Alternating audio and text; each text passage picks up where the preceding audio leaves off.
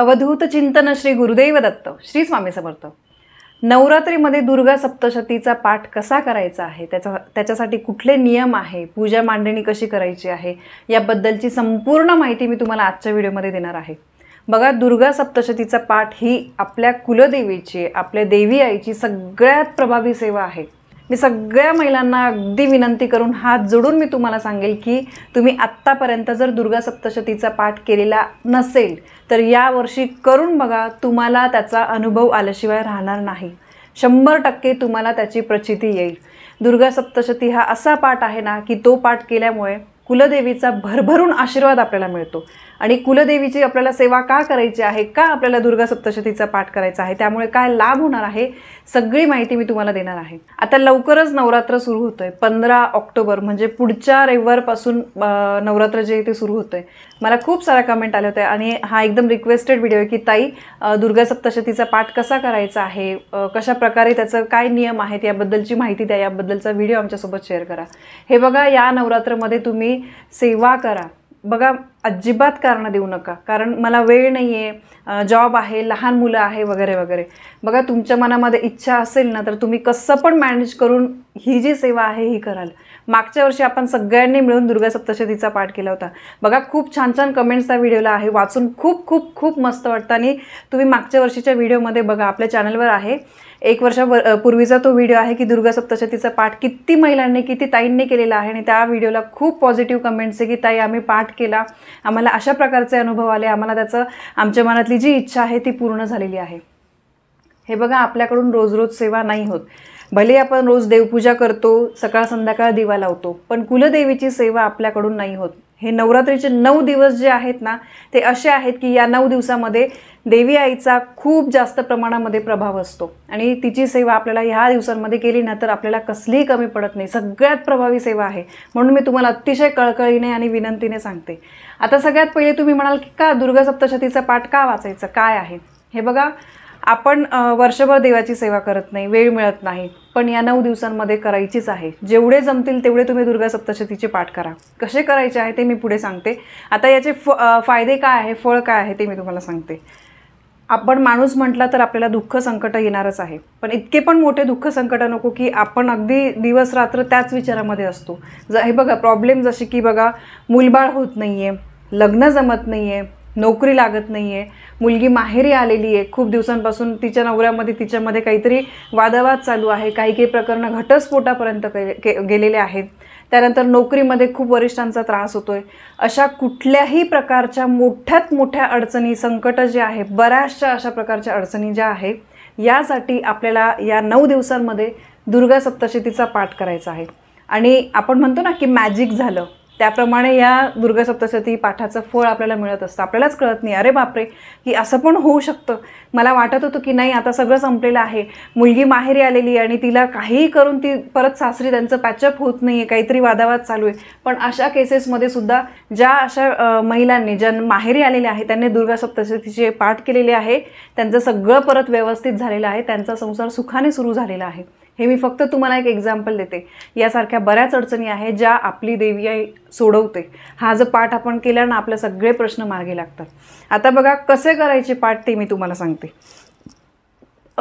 नवरात्रीमध्ये सगळ्यांकडेच घट बसतात असं नाही आहे, कोणी घट बसवतं, घट बसला तर अखंड दिवा आपण लावतोच, पण काहींकडे घट नाही बसत तर फक्त ते अखंड दिवा लावतात, किंवा काहींकडे ते दिवा पण नाही लावत। मग अशा वेळेस काय करायचं, एक तर तुम्ही घट असतील तर घटाशेजारी बसून, घटासमोर बसून तुम्ही हा पाठ करायचा आहे, किंवा सरळ तुमच्या देवघरासमोर बसून तुम्ही पाठ करायचा आहे।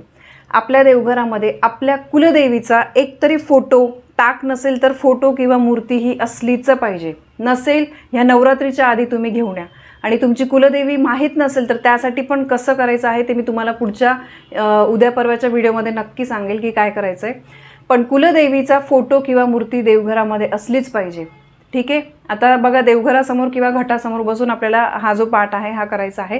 सगळ्यात पहिले बसताना पूजा वगैरे वेगळी मांडायची काही गरज नाही आहे। हा जो आपला दुर्गा सप्तशतीचा पाठ आहे, याला आपल्याला बसल्यानंतर आपल्याला याला हळद कुंकू अक्षता लावायचा आहे, ग्रंथाला अगदी मनापासून नमस्कार करायचा आहे, कपाळाला लावायचा आहे आणि मग तो वाचायला सुरुवात करायची आहे। आणि त्याआधी देवी आईला मनापासून प्रार्थना करा की हे देवी आई, या पाठाला मी सुरुवात करते, तर हा पाठ जो आहे तो माझ्याकडून मध्ये काही खंड न येऊ देता, काही विघ्न येऊ न देता माझ्याकडून पूर्ण करून घे, अशी तुम्हाला मनापासून प्रार्थना करायची आहे, तुमची इच्छा बोलून दाखवायची आहे. ठीक आहे. आता संकल्प, तुम्ही जर संकल्पयुक्त सेवा करताय तर पहिल्याच दिवशी संकल्प करायचा आहे. रोज रोज संकल्प करायची गरज नाही. संकल्प म्हणजे देवारासमोर बसून तुम्हाला उजव्या हातामध्ये पाणी घ्यायचं आहे, त्यामध्ये फूल टाकायचं आहे, तुमच्या मनामध्ये काही इच्छा असेल ती बोलायची आहे आणि त्यानंतर ते जे पाणी आहे ते तुम्हाला ताम्हणामध्ये सोडायचं आहे. किंवा तुम्ही एखाद्या देवीच्या मंदिरामध्ये जाऊन जवळपास तिथे सुद्धा मनापासून तुम्ही ओटी जी आहे ती भरून किंवा खण नारळ जे आहे ते अर्पण करून तुम्ही तुमचा संकल्प जो आहे, संकल्प म्हणजे मनातली इच्छा देवी आईला, समोरच्या देवाला आपण सांगतो, त्याला संकल्प म्हणतात. तर अशा अगदी साध्या सोप्या पद्धतीने पहिल्याच दिवशी संकल्प करायचा आहे. आता पुढचा प्रश्न की ताई याचं किती पाठ करायचं आहे? बघा, दुर्गा सप्तशतीचे तुम्ही या नवरात्रीमध्ये जमतील तर 14 किंवा 28 पाठ जे आहे ते करू शकतात. बघा, एक पाठ म्हणजे या दुर्गा सप्तशती पाठामध्ये, या ग्रंथामध्ये 1 ते 13 अध्याय आहे. 1 ते 13 अध्याय संपूर्ण वाचणं म्हणजे एक पाठ असतो. कळालं? तर असे तुम्हाला 14 पाठ करायचे आहे. आता 14 पाठ मी तुम्हाला काय सांगते हे बघा. नवचंडी पूजा जी आहे, तुम्हाला माहिती असेल नवचंडी पूजा घरामध्ये केल्याचे किती फायदे आहेत. आणि नवचंडी पूजा ही खूप जवळपास 2 ते 3 दिवस चालते. खूप मोठी ही पूजा असते आणि त्यासाठी खर्च पण भरपूर येतो, पण तिचे परिणाम आणि लाभ पण तेवढेच आहे. तर जर तुम्ही 14 दुर्गा सप्तशतीचे पाठ केले तर तुम्हाला एक नवचंडी पूजा घरात केल्याचं जे पुण्य आहे ते मिळतं. तर तुम्हाला जमत असेल तर नक्की तुम्ही 14 पाठ करा. आपण मागच्या वेळेस नवरात्रीमध्ये 14 पाठ केले होते सगळ्यांनी मिळून. ठीक आहे. तर बघा तुम्हाला कसं जमतंय. 14 पाठ तुम्हाला 9 दिवसामध्ये करायचे असतात. तर तुम्ही रोज 2-2-2 करू शकतात. पहिल्या माळेला 2, दुसऱ्या माळेला 2, अशा प्रकारे तुमच्या इच्छेनुसार जसं जमेल तसं तुम्हाला 9 दिवसामध्ये 14 पाठ पूर्ण करायचे. म्हणजे बघा, एका दिवसात जर तुम्ही 3 केले तर दुसऱ्या दिवशी तुम्ही 1 पण करू शकतात. समजा काहीतरी घाई गडबड आहे, आता पहिल्या दिवशी बघा घट बसतात, त्या दिवशी खूप वेळ नसतो, बाकीच्या पण गोष्टी असतात. तर पहिल्या दिवशी तुम्ही पूजा वगैरे सगळं करून 1 पाठ करा, दुसऱ्या दिवशी तुम्ही 3 पाठ करा, तुमच्यावर आहे, तुम्हाला जमेल तसं. फक्त एवढंच सांगायचं आहे की 9 दिवसामध्ये तुम्हाला 14 पाठ करायचे.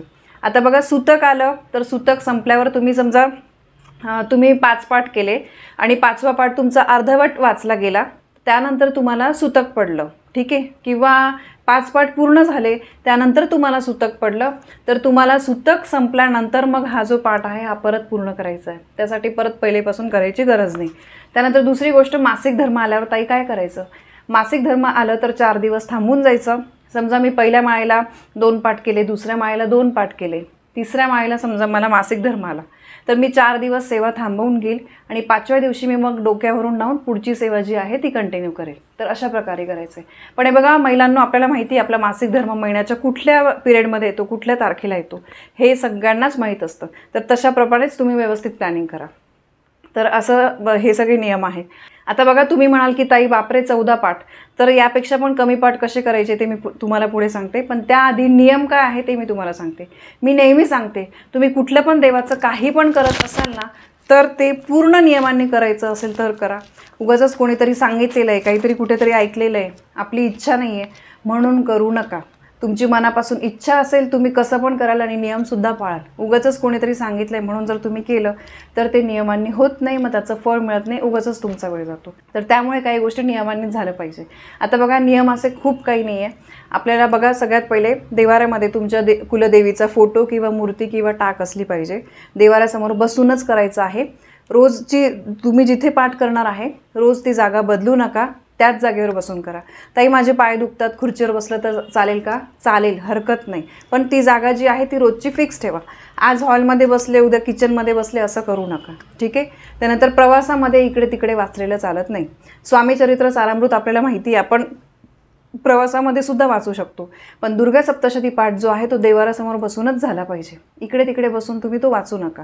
त्यानंतर दुसरी गोष्ट, बसताना तुम्हाला खाली आसन घ्यायचं आहे. फक्त काळ्या रंगाचं आसन नको, बाकी तुम्ही कोणत्याही रंगाचं काही तुम्ही बेडशीट म्हणा, असं काही गोष्टी ज्या आहेत त्या खाली तुम्ही आसन म्हणून घेऊ शकता, पण डायरेक्ट फरशीवर बसू नका. आणि दुसरी गोष्ट म्हणजे शक्यतो काळे कपडे आणि डार्क निळ्या रंगाचे जे कपडे आहे ते घालू नका. साडी म्हणा, ब्लाऊज, जे पण काही घालणार आहे ते तुम्हाला काळ्या रंगाचं घालायचं नाही. कारण बघा, काळे कपडे जे आहे ते काही अमुक एक अगदी बोटावर मोजण्या इतक्या पूजांमध्येच ते जे काळे कपडे जे आहे ते अलाउड असतात. बाकी पूजांमध्ये काळे कपडे घालणं अमान्य आहे. त्यामुळे तुम्हाला काळे कपडे घालायचे नाही. दुसरी सगळ्यात महत्त्वाची, साडी घालूनच तुम्हाला दुर्गा सप्तशतीचा पाठ करायचा आहे. मागच्या वर्षी मला खूप कमेंट आल्या होत्या की ताई ड्रेस चालेल का? नाही, मी आत्ता तुम्हाला व्हिडिओमध्येच सांगते की साडी घालूनच हा पाठ करावा लागतो. साडीच घालावी लागते. बघा, तुम्ही फक्त पाठ करण्यापुरती साडी घातली तरी हरकत नाही, रोज तीच एक साडी घातली तरी हरकत नाही, पण साडीचं घाला. ब्लाऊज, आतला परकर वगैरे हे काळ्या रंगाचं घालू नका. ठीक आहे. आणि पाठाला बसताना तुमच्या हातामध्ये बांगडी, ठीक आहे, तुम्ही एक एक बांगडी घाला, हरकत नाही. कपाळाला कुंकू असलं पाहिजे, जोडवे असले पाहिजे पायामध्ये. कारण काय, बघा, आपण देवी आईचा पाठ करतोय आणि आपण देवी जी असते ती कधी तुम्ही बघितलं असेल, नेहमी पूर्ण शृंगार असतो. सौभाग्यवती स्त्रीचे जे अलंकार म्हटलं जातं म्हणजे बघा, टिकली, त्यानंतर बांगड्या, जोडवे, मंगळसूत्र, या गोष्टी असतातच. तर त्यामुळे या सगळ्या आपल्याला जे सौभाग्याचं लेणं म्हणून जे अलंकार आहेत ते आपल्याला घालायचे आहे. पहिली त्यानंतर पुढची गोष्ट, अगदी मनामध्ये असं पुटपुटत, फक्त तुम्ही वाचताय काहीतरी, मनामध्ये पुटपुटत वाचू नका. थोडं मोठ्याने वाचा. घरातल्या इतरांच्या कानावर पडलं ना तर खूप चांगली गोष्ट असते, पण अगदी मोठ्याने वाचू नका की कोणाला त्रास होईल. यानंतर मध्येच कोणाशी पण तुम्ही बोलू नका. वॉशरूमला वगैरे जायचं असेल तुम्ही आधीच जाऊन बसा, हरकत नाही. पण ठीक आहे, ही गोष्ट नॅचरल आहे तुम्हाला, कारण हा पाठ वाचायला थोडासा वेळ लागतो, जवळपास पाऊण एक तास तरी लागतो. तर मध्येच तुम्हाला वॉशरूमला वगैरे जायचं असेल तर जा, पण शक्यतो टाळा. आधीच तुम्ही या सगळ्या गोष्टी करून घ्या. आता बघा, वाचताना दम लागतो, तर त्यामुळे तुम्ही पाणी वगैरे जे आहे ते जवळ घेऊन बसा. सारखं उठायला गेलं तर ते पण चांगलं वाटत नाही. त्यानंतर बघा, जांबाई, शिंका, ढेकर देणं, अशा गोष्टी शक्यतो टाळा. ते काय आहे, एक आळसपणाचं लक्षण आहे. म्हणजे कुठेतरी आपल्याला काहीतरी आळस आला आहे, पण आपण वाचतोय की केव्हा होईल, केव्हा शेवटचं पाण येईल. असं करू नका. तुम्ही फक्त मनापासून वाचा, आपोआप पूर्ण पाठ अगदी व्यवस्थित होऊन जातो.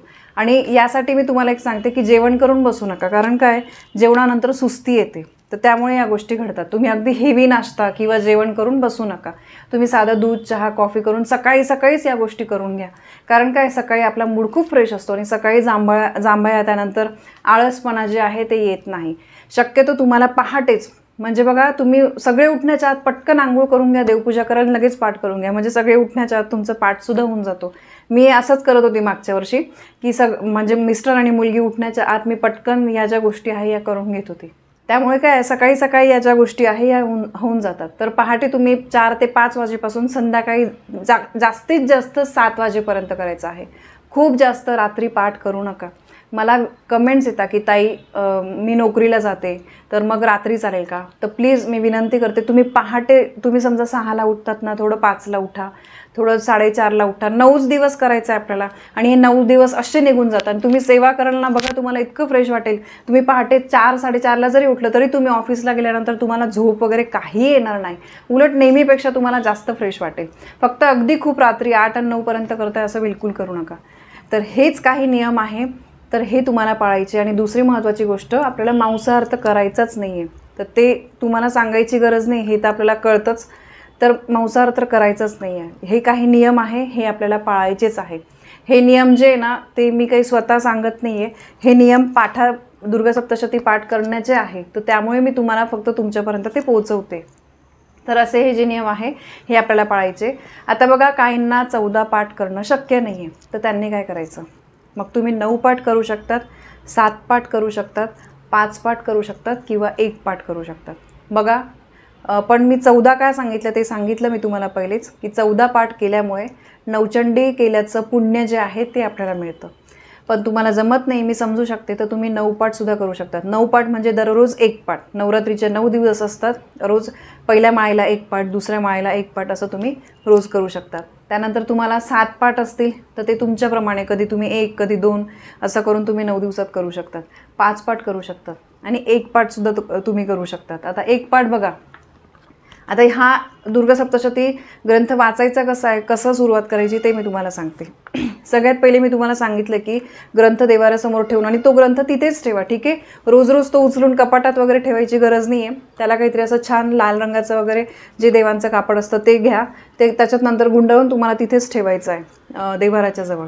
आणि बसताना तुम्हाला देवाला ग्रंथाला हा जो फोटो आहे याला तुम्हाला हळद कुंकू अक्षता अर्पण करायची आहे, कपाळाला लावायचं आहे आणि त्यानंतर तुम्हाला वाचायला सुरुवात करायची आहे. आता वाचताना तुम्हाला हा जो ग्रंथ आहे याच्या बघा इथे पहिले तुम्हाला नियम दिलेले आहे. तर इथून श्री दुर्गा सप्तशती प्रार्थना इथून तुम्हाला सुरुवात करायचं आहे. म्हणजे एक पण डायरेक्ट पहिल्या अध्यायापासून सुरुवात करू नका, ठीक आहे. पहिल्या पानापासून तुम्हाला वाचायचं आहे. इथून तुम्हाला सुरुवात करायची आहे, प्रार्थना वाचायची आहे. आता जे रोज नवीन पाठ करणार आहेत त्यांचं तर हे सगळं पहिल्यापासून होईल, पण जे एक पाठ करणार आहे त्यांनी रोज, समजा मी आज पहिला दुसरा अध्याय वाचला, ठीक आहे, मी एक पाठ जे करणार आहे त्यांचं सांगते. म्हणजे पूर्ण 9 दिवसांमध्ये फक्त एक पाठ. समजा मी आज पहिला दुसरा तिसरा अध्याय वाचते, तर मला या पहिल्या अध्यायाच्या आधी ह्या ज्या गोष्टी मी सांगते या सगळ्या वाचायच्या आहे. नंतर मी उद्या दुसऱ्या माळेला समजा 4था 5वा 6वा अध्याय मी वाचते, तर मला या ज्या आधीच्या गोष्टी आहे प्रार्थना अवतरणिका या सगळ्या गोष्टी मला परत वाचायच्या आहे आणि मग 4थ्या अध्यायाला सुरुवात करायची आहे. कारण या ज्या गोष्टी आहे या जेव्हा आपण पाठाला बसतो तर तेव्हा आधी ह्या गोष्टी वाचल्याच गेल्या पाहिजे. तर त्यामुळे तर बघा सगळ्यात पहिले प्रार्थना आहे, त्यानंतर अवतरणिका आहे, त्यानंतर बघा मंगलाचरण आहे, यानंतर श्री दुर्गा स्तोत्र नामस्तोत्र, ठीक आहे. हे झाल्यानंतर दिव्या कवच, हे सुद्धा अतिशय महत्त्वाचं आहे. या प्रत्येकाचं खूप महत्त्व आहे. दिव्या कवच वाचायचं आहे आणि त्यानंतर अर्गला स्तोत्रम, ठीक आहे. अर्गला स्तोत्रम झाल्यानंतर अथ किलकत स्तोत्रम वाचायचं आहे आणि ते झाल्यानंतर तुम्हाला रात्री सुक्त आहे या ठिकाणी आणि त्यानंतर तुमचा पहिला अध्याय सुरू होतो. तर या सगळ्या गोष्टी तुम्हाला वाचायच्या आहे आणि त्यानंतर तुम्हाला अध्याय पहिला जो आहे त्याला सुरुवात करायची आहे. अध्याय पहिला झाला आणि मी तुम्हाला सांगितलं एकच पाठ करणार असेल तर रोज अध्याय पहिल्या आधीच्या ज्या गोष्टी आहेत त्या पूर्ण रोज तुम्हाला वाचायच्या आहे. आणि यानंतर दुसरी गोष्ट म्हणजे अध्याय 13वा झाल्यानंतर बघा 13वा अध्याय हा शेवटचा आहे. तर 13वा अध्याय झाल्यानंतर तंत्रोक्त देवी सुक्त आहे, ते पण तुम्हाला वाचायचं आहे. त्यानंतर प्राधानिक रहस्य आहे, वैकृतिक रहस्य आहे, ते पण वाचायचं आहे आणि त्यानंतर मूर्ती रहस्य 13वा अध्याय झाल्यानंतर आणि दिव्यापरात क्षमापण स्तोत्र, म्हणजे आपण जो अध्याय पाठ केलेला आहे त्यामध्ये काही चुका, आपण माणूस आहे तर थोडंफार इकडे तिकडे झालं असेल तर देवी आई मला माफ कर, ती क्षमा प्रार्थना म्हणून ते वाचायचं असतं. तर इथपर्यंत तुम्हाला पूर्ण वाचायचं आहे. बघा शेवटी एकच पान आहे, हे नवचंडी विधीची माहिती याच्यात. तर जवळपास हा इथपर्यंत तुम्हाला क्षमापण स्तोत्रापर्यंत तुम्हाला पूर्ण वाचायचं आहे. तर असा हा ग्रंथ जो आहे तो पूर्ण वाचायचा आहे. आता बघा हे मी तुम्हाला सगळं सांगितलं कसं इन डिटेल. माझ्या मते तुमच्या सगळ्या शंका ज्या आहेत, प्रश्न असतील त्याचे उत्तरं मी दिले. आता बघा या पठणाचे फायदे काय आहेत. नवरात्रीमध्ये प्रत्येक दिवशी दुर्गा सप्तशती पठण केल्यामुळे देवी आईचे शुभ आशीर्वाद आणि कृपादृष्टी आपल्यावर नेहमी राहते. खूप मोठ्यात मोठ्या संकटातून बाहेर पडण्यासाठी आपल्याला या ग्रंथाची खूप मदत होते. माझा स्वतःचा अनुभव आहे. मी सुद्धा दरवर्षी, माझी आईसुद्धा दरवर्षी आम्ही या ग्रंथाचा जो पाठ आहे हा नवरात्रीमध्ये करत असतो.